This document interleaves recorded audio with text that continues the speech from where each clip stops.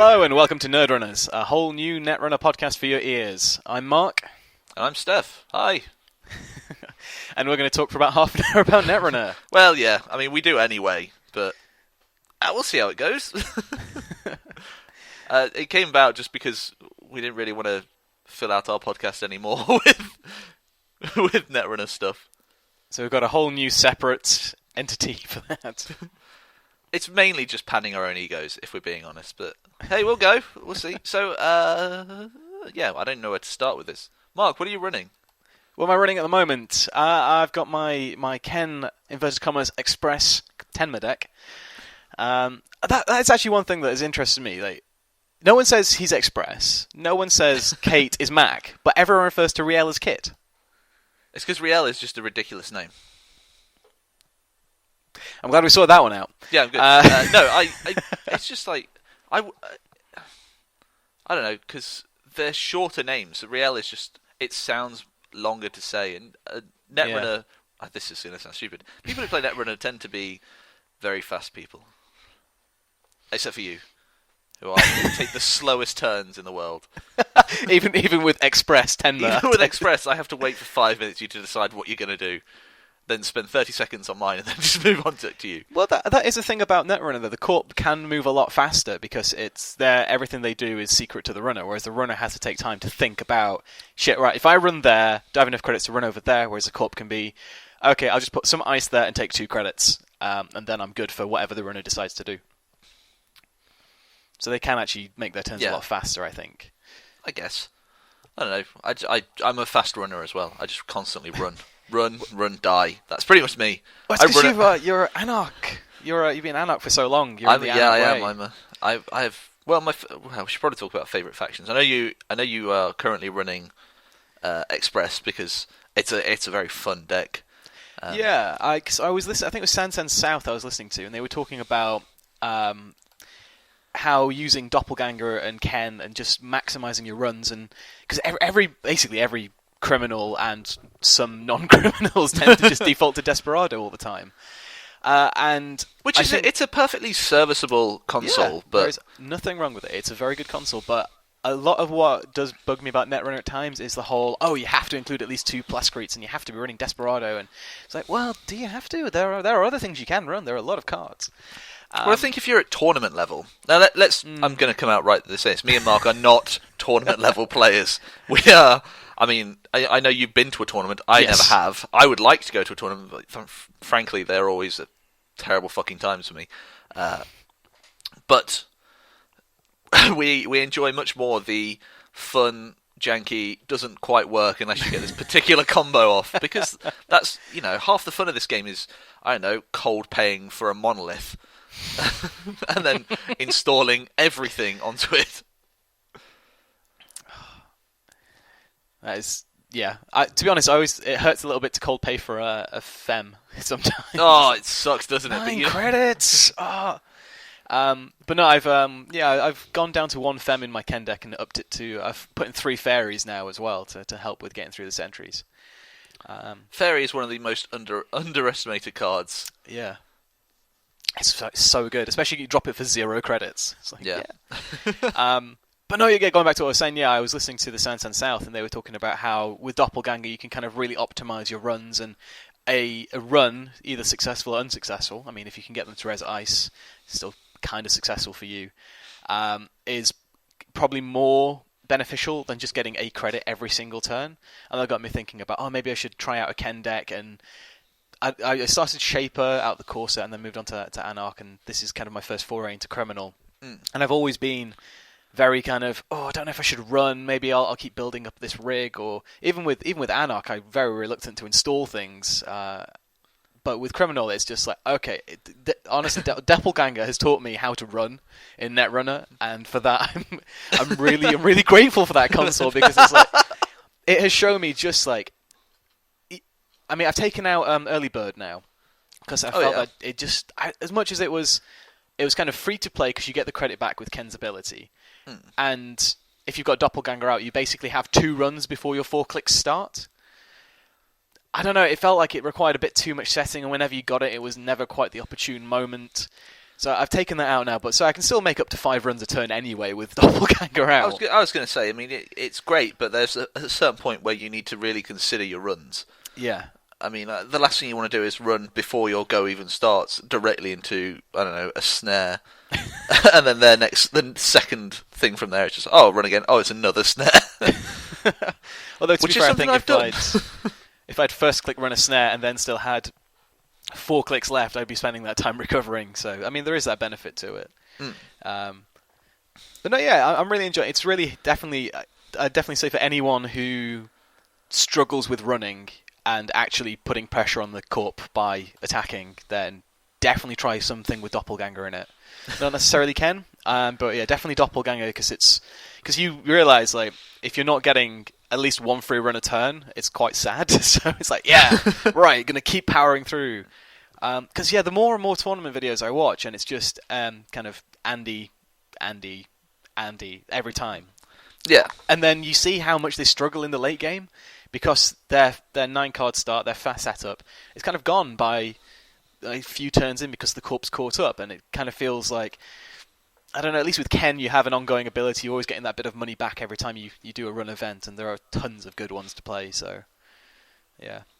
I think maybe Ken is slightly better than Andromeda, but I don't know. There are obviously other criminals to play. I do love Leela at the moment, though. I've retired her momentarily to focus on Ken, but Leela is fantastic, especially with logos. And just okay, so I'll get rid of that card from that server. I'll go get my keyhole, and I'll go to town. It's brilliant. It's it's a kind of I don't know how to describe it, really. It's a very fun card. Yeah. What are you running currently for Corp then? If you've got a criminal bent, which it sounds like, I've always thought you would be a good criminal player, because they are. I mean, I don't particularly get on with Shaper, and criminal I'm sort of meh about, but I've always been in love with Anarchs. But as far as Corp's concerned, what are you a fan of? Because I'm going to go out on a limb and say Haas. Have we discussed this before? Probably. I've never played Hasboroid until recently, until the Foundry. Well, until Merlin came out, I should say, because I was very taken with a Next Grail Foundry deck, but obviously couldn't really put that together without proxying until Merlin came out. And so, when it came out a few months ago, I added Merlin in, built it properly, and I've been really, really enjoying it. The crap that it got to start with about, you're pulling all your ice out, so R&D is just going to be open season for the runner, and they'll just get all your agendas straight away. I think I'm running about 26 pieces of ice, so that's not a major concern for me at the moment. Over half my R&D is going to be ice. And I considered putting peak efficiency in, but then the last few games I've played, I've rezzed about 2 pieces of ice per game because the runner's just unable to run. I've created really interesting servers. My favourite one that I told you about was Architect into Excalibur. Which is just a horrible thing to see. Yeah, because it was going to be peak efficiency, but then I removed it for Excalibur when the source came out, and I've got to say that was just fantastic. Them hitting Architect, and thinking they're like amazing because they have their medium out. Hit Architect. I have a deeper Architect lock than they have a medium lock on me. Finding the agenda, of which thankfully every time there's always one agenda in the top 5, never more than that. Pulling that agenda, putting it into a secure remote server, which they couldn't even get into anyway because they'd hit Excalibur, so they couldn't run again.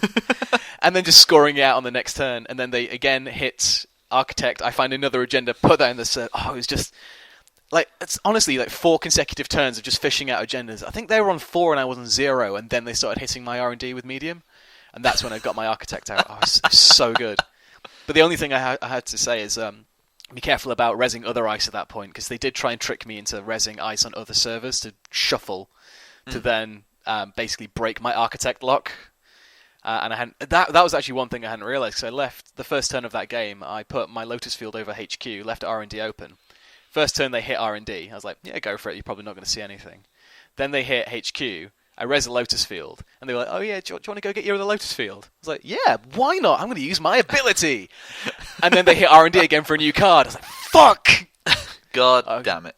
That was a good play by them, to be fair. I even hadn't realized, if with Foundry, if you have 2 Merlins in your opening hand, you've won the game. because you put one down, they hit, assuming they're going to hit the Merlin. You fish out your third Merlin. It has 6 net damage worth of subroutines on there.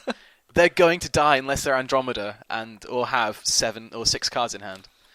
And that's, again, something I hadn't even considered about the deck because of the interaction between that. And also, accelerated beta test is fantastic because you only need to see one piece of ice, then you install that reset, and then your 2 cards that might not have been ice go back in the deck, and you pull out the copy of the ice you rezzed, which is brilliant.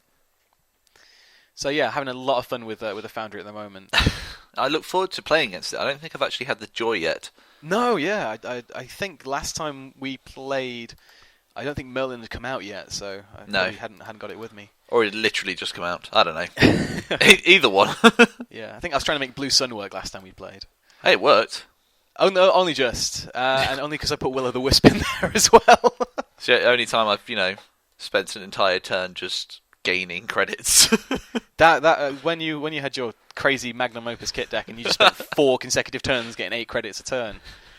My main problem was like, I could totally score out in this time, but it's like, but what's he going to do with that money? It was nightmarish. How about you? What are you doing on the Corp side at the moment?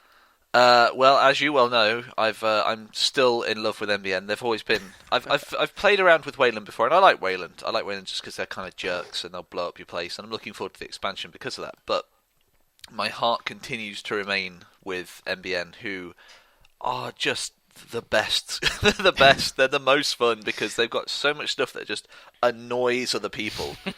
So like one of the main reasons I play Netrunner isn't for the game. It's a great game, but it's for the psychology and the bluffing and everything that goes in it. And there's nothing quite like having 9 open servers in front of somebody and then just going, go on, run, go on. It's not that bad. It'll be fine.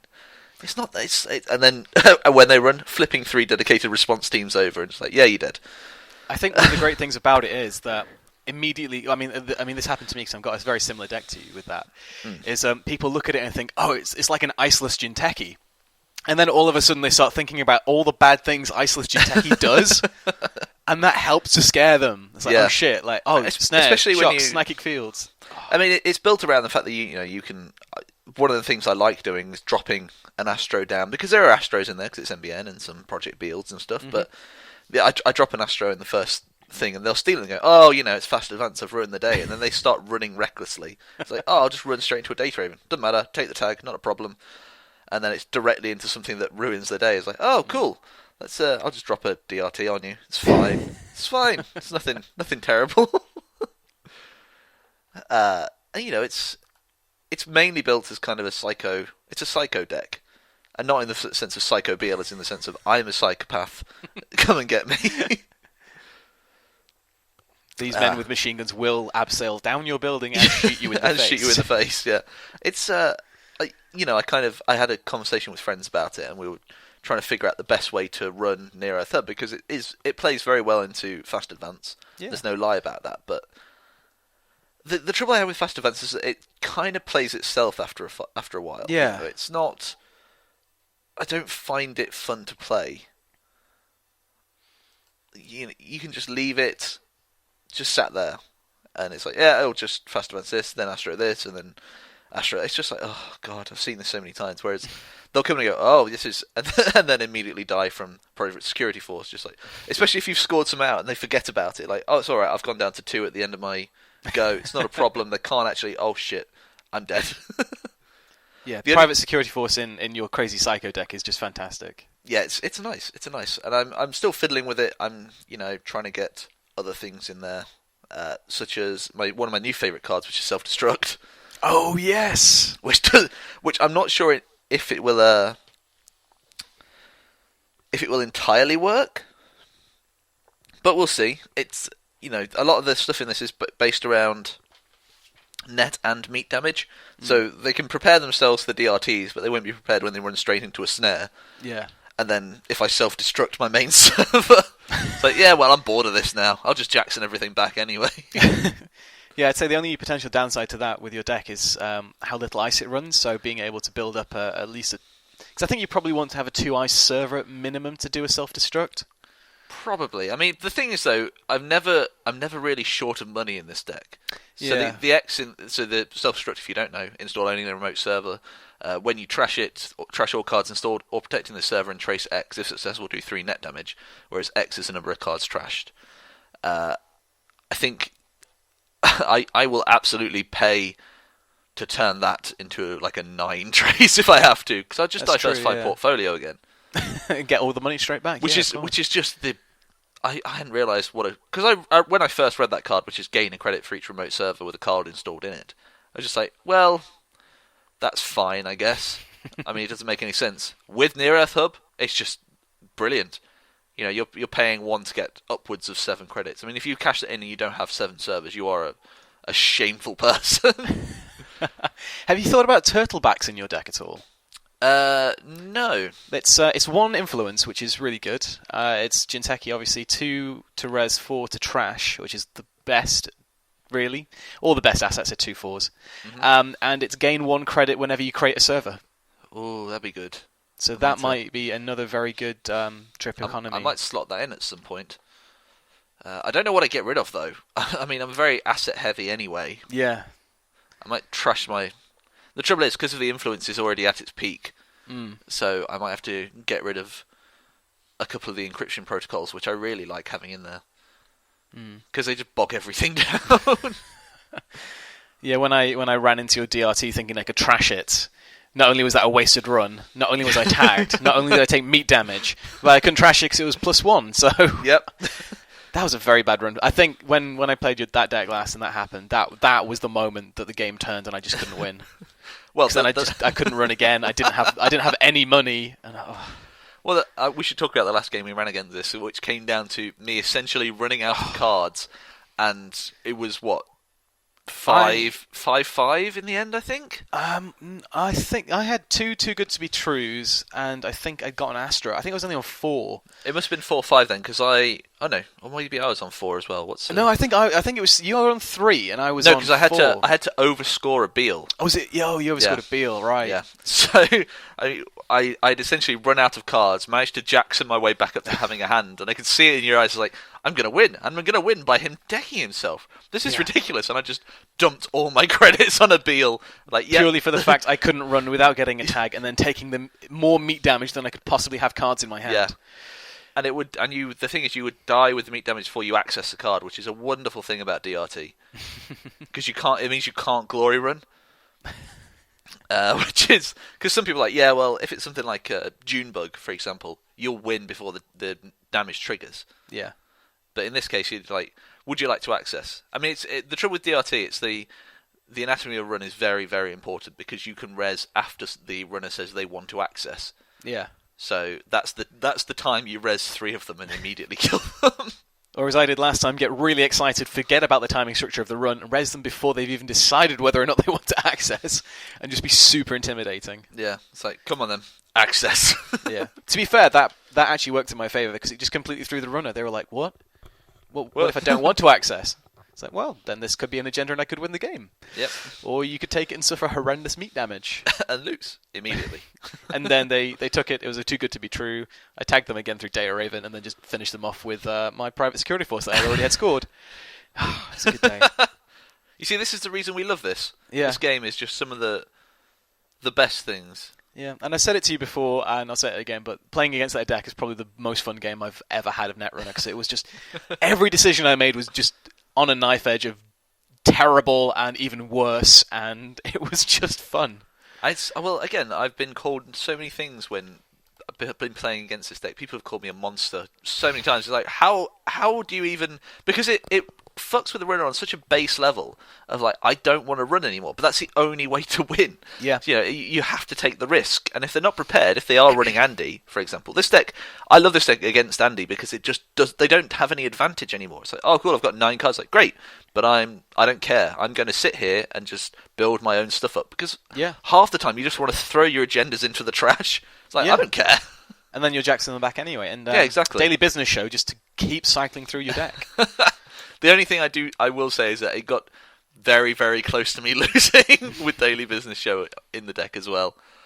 It's kind of a scary one. Yeah, well, you're still only drawing the one card, though.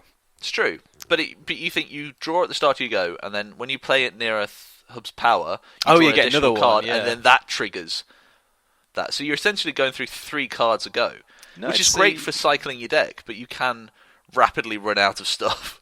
I thought the business show, it triggers when you do your mandatory draw. And no, it's the first time you draw on a turn. Right. So I thought that was mandatory draw included. I have to double check the rules for that one. I think so. Because it's City Surveillance. No, that's the Daily Business Show. First time you draw a card each turn. So, I don't know, because I think technically you draw before the turn starts. Right, okay. Well, still, it's fast. And either way. if you're not creating at least one server anyway with Near Earth Hub a turn, it's doing it wrong. But how about Runner? Because I know you're Anarch for a while and looking to maybe change factions, or at least change Runner. Well, I don't know. I've always tried to... I really prefer Anarch because they are just awful. I mean, there's nothing... I like Wizard most of all because you just go in and just blow stuff up. I like the idea of... I think when I fell in love with Anarch is when in one of my first games where I just stim hacked into a server, carving my own brain out, and coming out with... I think I had a medium and I stim hacked into R&D with 3 virus counts on it, and I just came out with like 6 points of agendas. Like, this is mine now. It's like it doesn't matter whether I've lost half of my brain. I'm still screwing you over. I'm interested to kind of create a Max X. I don't care about brain damage deck. It won't. I can't see Max X working or Max. I can't. I honestly can't. It doesn't. You're going to have to play so quickly. I don't think it'll definitely change the way you run, but I think it's going to be you're going to have to play too quickly for it. Yeah. That being said, I'm going to be building a deck, but because I've been playing Anarch for so long, I don't really get on with Shaper. Shaper's too slow and considered. It's too thoughtful. I'm not a thoughtful runner. I just face check constantly. That's why Jinteki tends to be my main adversary, because I just constantly... I don't care. I'll just run into I'll take it. And then before I know it, I'm out of all cards ever. I forget about stuff like Neural EMP. Yes. That is incredibly painful. But I've been toying with the idea of trying an Andy deck. I know I'd be a terrible person for it, but... until some of the new Anarch stuff comes out. Like, I'm very interested in building a Kim deck, an Edward Kim deck. Yes. Just because it would be different, trashing the operations, which is kind of... It would get into the idea of ruining someone's day even more, because it's great that Wizard has, an extra couple of credits to trash stuff, but being able to trash operations would really screw... really, really screw with, like, the corpse economy. And I think that would really change the way they have to play as well. I mean, they could Jackson them back, but there's only so many times you can do that. And if you're running HQ or R&D and stuff each turn, it's not going to matter. I mean, the thing I'm really excited about for it is when you pull out that key card and you go, oh, this is a Biotic Labour deck, or oh, you're running Scorch. Yeah. All of a sudden and now that's in the bin. Oh my god, getting rid of Scorch would just be the winner. The winner for a lot of things. Or pulling out a fast track and going, well, you're not going to fast advance that fast now. Yep. You're going to have to slow down. I'm really I've started in the process of putting together like a ice destruction deck, just using Eater. Using Eater and the Knife Fork Spoon. Yeah, and also just having Scrubber in there for asset trashing, and then just basically the idea of it is to have the Corp a state where they have just nothing on the board because it's all been trashed. That sounds like a challenge. I look forward to playing this deck. I just love that idea. Cause, I mean, you've got Scrubber to trash the assets. You've got the Cutlery and Eater to trash the ice, and obviously Parasite comes in to that as well. And then you've got your own ability to keep trashing operations, and Imp obviously as well to trash other stuff. Yeah. I've now got into the habit of whenever an Imp hits the board, just wiping virus counters. Because there's nothing worse than someone playing down an Imp with a Grimoire. It's got 3 counters on it. And they think, I'm good for 3 turns now, and then they use it on you, get rid of one of your key cards. It's like, next turn I'm just going to clear virus counters. It's like, at least I'm going to protect 2 more cards from that Imp, and now that Imp is basically useless. Although with Incubator and Hive Mind and all that stuff, cleared imps are definitely going to be still an issue. Because that's just going to be like, I really want to play like a virusy deck that just keeps imps, just a cleared imp on the board, just waiting to put some more counters back on it. The only issue I have with virus counter deck is that yes, you will be able to keep them around so long, but there is no protection from purging virus counters. Yeah, and that really just sets you back so much. I've tried it so many times, and there might be stuff that goes on in the future, but they're also releasing Cyberdex Virus Suite, which everyone's going to start running. Yeah, because it's just useful, and there's nothing really that that protects you. It's not like you can, it's not like you've got a protection for resources, for example, when you've got what's the card called that protects your resources? Which faction is it? It's a criminal card. I'm fairly sure it is. It's alright. I've got it in one of my decks. I've got it in my Ian Sterling. Fall Guy. That's it. Yeah, Fall Guy. You need something like that to protect you from virus counter purges, and make it one per deck. Well, yeah, but Festa really doesn't do too much. Well, no, because they're not unique, so you can have 3 out, and that's a 6 credit loss for the corp if you have 3 out when they purge. Yeah, but at that point, and also a turn. So, but I think the benefit that the corp gets of purging is well worth 6 credits, especially if you're playing a virus deck. True. It can be difficult though, especially if you've got say you've got your medium out and. I'm trying to think of other virus cards. My mind's just gone blank. I was in the last game I played. Someone parasited my Data Raven, and every 3 turns I just cleared virus counters to keep that Data Raven in because it just kept them out of HQ where I had a ton of agendas. And I've just looking up. Daily Business does trigger on your mandatory draw. Oh, does it? All right. Yes. Well, I've been playing that wrong. But it would trigger if you on the runner's turn if you use Architect to create a new server. Oh yeah, of course it would. Which is something I hadn't realised. That's why I threw it in there. I completely forgot. It's just never come up yet. Yeah. But yeah, if you, the trouble is that if you're running Crypsis or Cache or something like that, and they just purge virus counters, you're set back so far. Hell, I know Darwin decks. People that just run Darwin. And it's like, well, what are you doing? It can't. You say you've got your medium, your nerve agent, Darwin. It's just the trouble is it just slows you so far down, so it puts you right back to dot.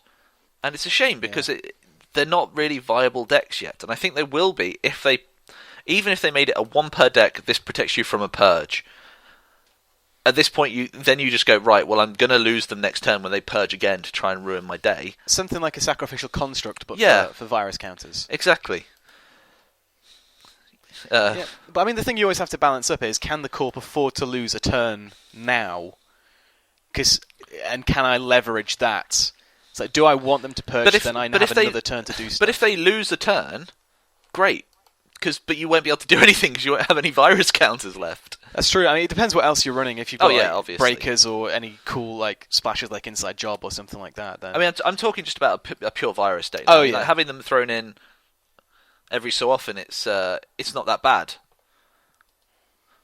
But it's when you have a pure virus deck, it's just kind of crappy. Indeed. So, do you think you'll come over to? I know you said Shaper's quite fiddly. I really want to play a Shaper deck though. I would like to play a Shaper. The trouble is, I think I love the idea of chaos theory. I love the little girl with the dinosaur who's going to come in and ruin a what's its day, a corpse day. I just I don't know why she goes to cyber school. She's got a stuffed animal with a computer inside it. Power Nap for me is one of the best cards. It's just one of the funniest cards in the game. It's like, I told you I could hack in my sleep. It's like, yeah, I absolutely believe that you could because you are a mental case. But no, I tried for a long time. I tried to get an Ian Sterling deck together, and that didn't quite work. I've got to say, and I really want to see a good Ian Sterling deck, but every time I've played against Ian, they've been very rich and they've lost. They're resource heavy, very rich people, and they're too slow. They're just too slow. And predominantly they use the central only breakers, which I was honestly trying to fit into my Ken deck and think, oh, then I have more influence for run events from like Anarch or Shaper. And every time I thought about it, it's like, yeah, but the minute they put a Lotus Field on a remote, I'm done for. Yeah, that's it. And I can't get in. I mean, the one I ran before had something like 3 Fems in it. Yeah. Just because of that. You because can bypass, of the... yeah. Yeah, just try and get by it and, inside jobs and all that stuff. But you're right. The second they put, like, they double ice a server, you're screwed. It's like, well, I guess I'm going to have to do something else now. And you even then, because they're not the central only breakers are really kind of crappy. Alias is one of the worst breakers in the world. 1 strength, 2 for 3 strength, and then you break a subroutine. It's like, this is the most expensive breaker I can afford. I think they're all roughly balanced to be about the same, except Passport and Breach come in a bit higher strength. But Passport is quite good value for money. Passport's very good value for money comparatively. Breach is terrible. My strategy for Ian is usually play quite open, let them take an agenda quite early, and then let's shut their power off for the game. Yeah, but again, because it's so slow, it means that you get your stuff out by the same time the Corp has got all their good service out. So really, there's no way to beat them. I mean, what would be quite interesting is someone using Bug, because then you use the 2 credits you get from being behind to pay to look at the top card of the deck as they draw it, and maybe there's some use in that people aren't really leveraging at the moment, because then you have an R&D lock without needing to run. I mean, that's one of the things I liked with having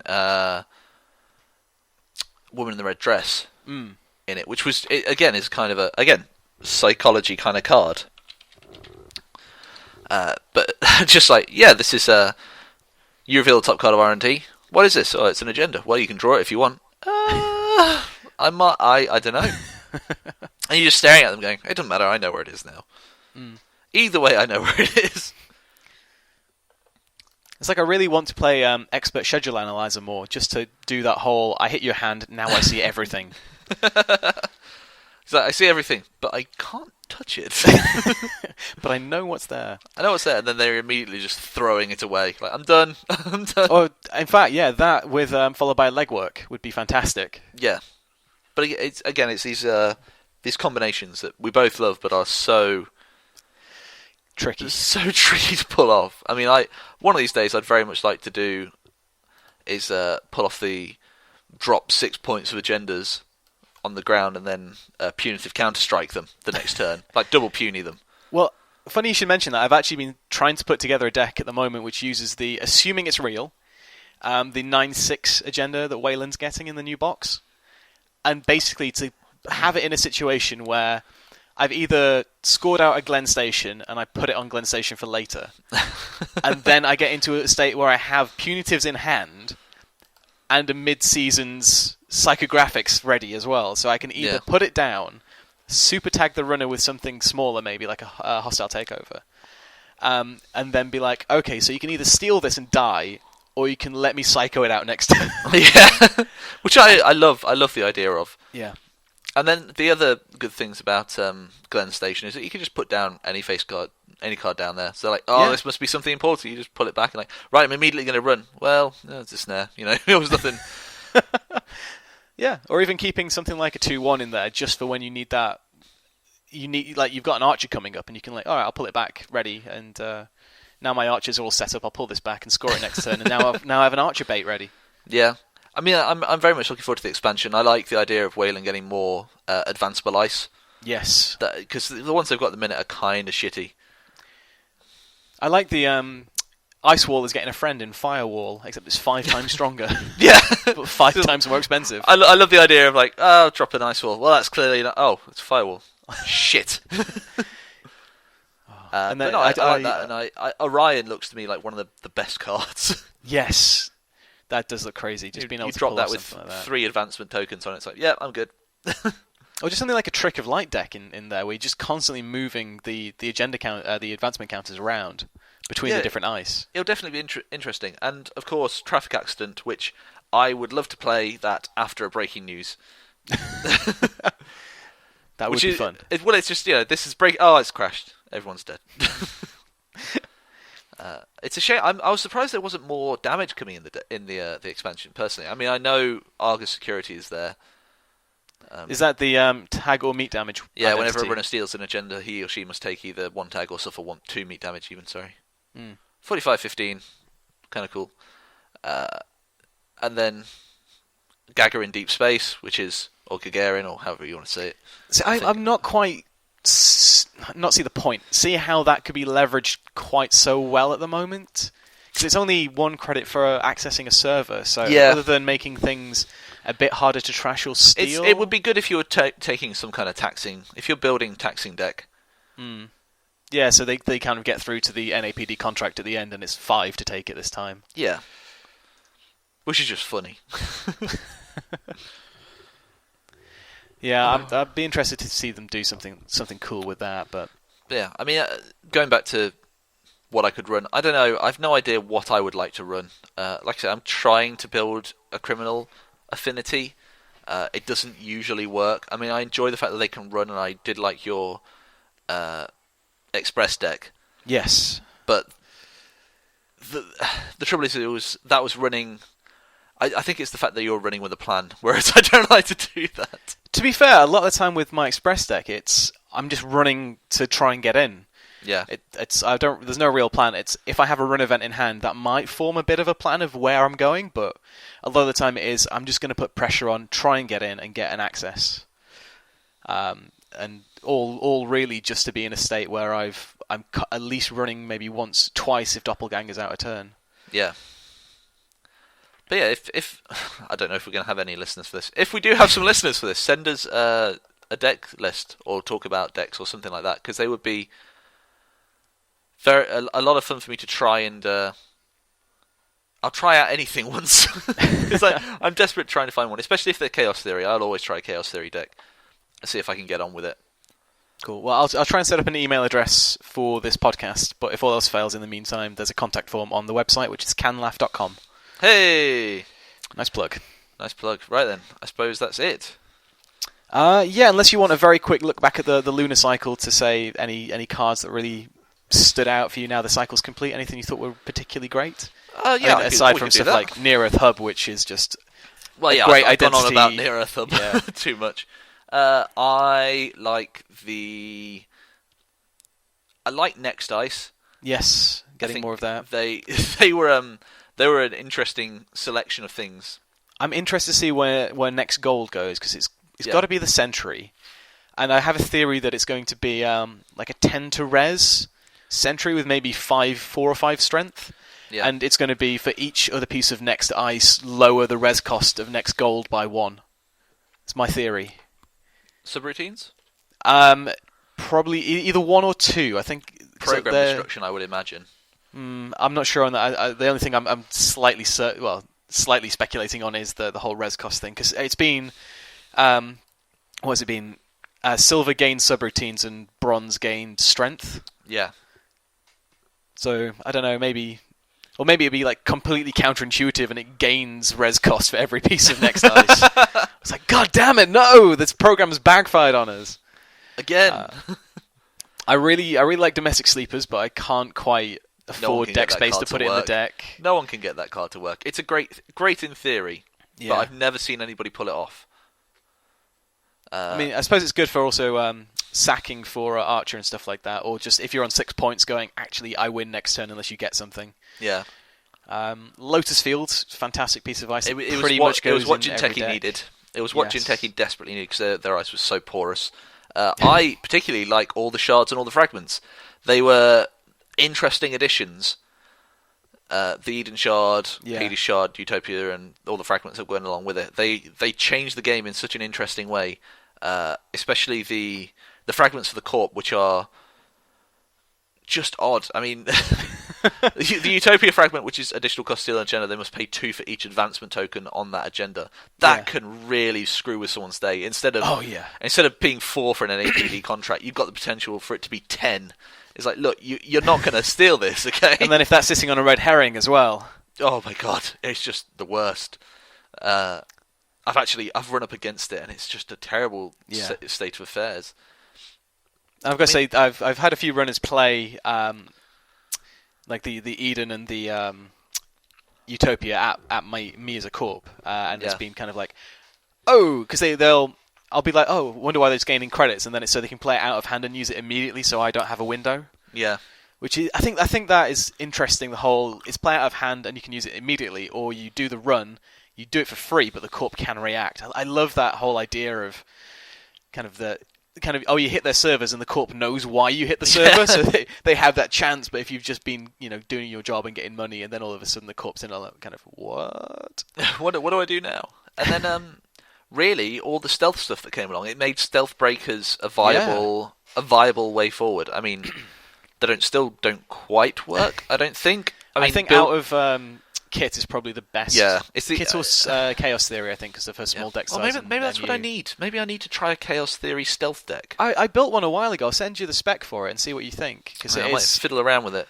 It's not great because it tries to utilize Black Cat and Switchblade and Refractor, and then a lot of the programs for the supporting programs. But maybe if you change that to kind of Cloak and Dagger as well and save some influence, it could be quite good. But no, I've also really liked the Grail and the Morph Ice. Yeah, the Morph Ice I think is still waiting for something to come along. I don't know what it is, but there is definitely maybe it's a mythic morph because they have the standard 3, don't they? Yeah, I mean, I'm not entirely sure. They just don't ever appeal to me. I mean, they should do because they are really useful. I think maybe in the Wayland Advanceable Ice deck, that is definitely going to be one of my things in the new thing. I think it will definitely be viable then. I think especially if you're playing what's the other new identity for Wayland? I can't remember what it's called. Titan Transitional.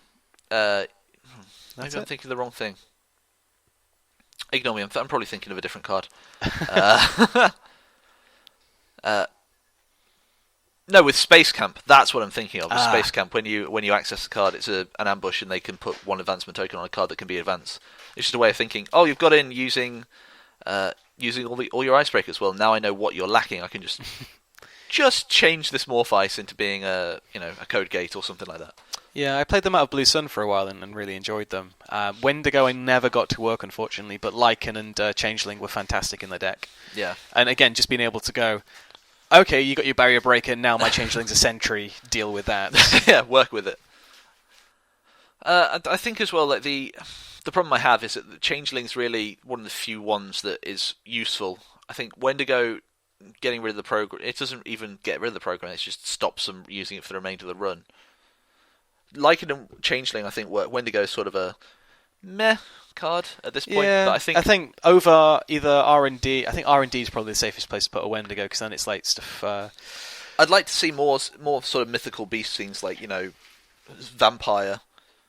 Well, there is trope in or something like that. There's trope which has vampires on it in Order and Chaos, but that's an event. Yeah. I think. No, it's a program actually. No, it's you can put cards back into your deck. That's what it does. I think it's to help Max getting cards back. That's really all I can think it's for. I can't see the scan for it, but yeah, from what I remember, it's every turn you can put a counter on it, and then you can trash it, and then put cards equal to the counters back in your deck. Also, there is coming up card that I love, and it doesn't make any sense, but Sacrificial Clone, which is just prevent all damage, trash all installed hardware, or install non-virtual resource in all cards in your grip. Lose all credits, remove all tags. But you're alive, god damn it! Yeah, you're right. You're still alive, but you've lost everything. Yeah, that'd be really useful for me. Cool, and I think one of the last cards that I absolutely love is Architect from this last set. It was just an interesting card that got thrown in at the last minute, and I think it's worked out so beautifully well. Oh, and the Cerberus suite as well, the dogs. Oh yeah, dog deck. Dog deck indeed. Dog deck indeed. Yeah, I think that they're mostly been my... Oh, and if I have to pick just one for a strange reason, then it's definitely Troll, because it's got a Always Sunny in Philadelphia quote on it. Yeah, it doesn't make it. Troll is just... no one's ever going to play it. Well, maybe they will, but it needs to be in a trace deck. But yeah, or an RP deck the troll actually. toll. Well, I suppose. I was more thinking of the traces. Actually, no, that wouldn't be so great in RP because they'd end the run and then they can go and do their. Because then that counts as they did a run on a if assuming it's on a central, then that counts as they did their run and they can go off and do other things. So maybe not RP. Yeah. Oh, EcoMind and Origami. I like those cards. They don't work. It's great. I haven't got them to work yet, but yeah, EcoMind, which is what's the flavor text on that? Your memory limit is equal to the number of cards in your grip, and then Origami just raises your hand size. It's like, well, this is great. And I think you can have like 15. I think at the very most. Yes, and then I think if you put some public sympathy down, you go up to 19. Yeah, it's just insane. Like but also Theophilus Backbiter with those as well, because then doesn't make any sense. There are so many cards that have come out in the Lunar Cycle that just don't make any sense to me. It's like, why, in the name of all that is good, would you run Theophilus Backbiter with anything? He was in Honor and Profit, wasn't he? I know it was, yeah. But it's practically the same thing. Shut up. But that doesn't make any sense. It's like, you're just going to lose all the credits in your credit pool. Maximum hand size equal to the number of credits in your credit pool. Well, I saw someone running that, right? I saw someone running that with a Nasir Maidan. Oh, right. No sense. Makes no sense running that with him, because you can immediately drop to 0. Oh, you'd lose everything, wouldn't you? Yeah. Your entire hand's gone, and then you just run into anything. Yeah, a pop-up window and you're dead. Yeah. But no, assuming, I think Theophilus really works well if you've got a Katie Jones with 15 credits ready. Yeah, you play Theophilus, then you prepared. empty Katie, and then you've now got 15 cards. Yeah. Oh dear me. Anyway, we should log off. Let's jack out. We should jack out this time. Yeah. I promise I'll come up with some more puns to go with this. But thank you very much for listening to us rant and rave about Netrunner. It really is a very good game, and I know there are other podcasts out there, but they don't have us two. Which I'm not entirely sure is a convincing reason, but hey, I'll go with it. Cool. Yes, I will get an email address set up for this podcast specifically. Yeah. But in the meantime, you can go to candlelaughter.com and that'll have our other podcast on there, the Candle After podcast, and also you can contact us. And that's about it. That's the plugs. Send a stamped, addressed postcard with your questions on it. Let's go old school. Let's see if anybody cares enough to do that, and we will read your name out. Or I'll potentially put this on Reddit, and you can comment in the Reddit space, and hooray! We'll do that as well. Let's get this out there to the people. Let's spread our word. The word of Netrunner. The word of Netrunner in the Netrunner specific subreddit where only Netrunner fans will be. But still, I'm off to put down 10 servers and make another player weep. So I'll see you later. All right. Thanks for listening, everyone. Thanks, guys. Bye. Bye.